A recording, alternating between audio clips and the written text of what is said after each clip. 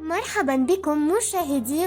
إليكم الريتنج اليومي لمسلسلات يوم الأربعاء التي يأخذ كل واحد منها مكانه الخاص والمعتاد، ولا يؤثر ولا مسلسل على الآخر، لأن الكل مستمر في جذب نفس عدد المشاهدين تقريبا كل أسبوع. فمسلسل حلم أشرف لا يسمح لأي منافس بأن يسبقه في يوم عرضه، حيث حققت الحلقة 25 الجديدة ريتينج 9.20.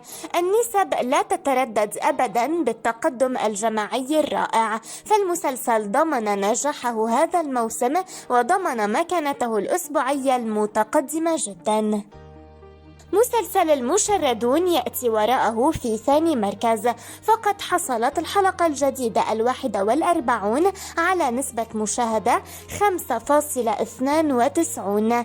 أيضا ارتفعت من الحلقة السابقة في فئتين، وبقي القليل حتى تصل إلى حدود 6 بعد استقرارها على 5 منذ بداية الموسم.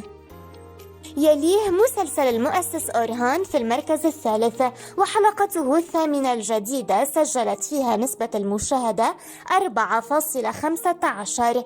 للأسف شهدت انخفاضا طال فئتين، والمسلسل حتى الآن قادر على المواجهة ومستمر رغم صعوبة الصمود في يوم كهذا.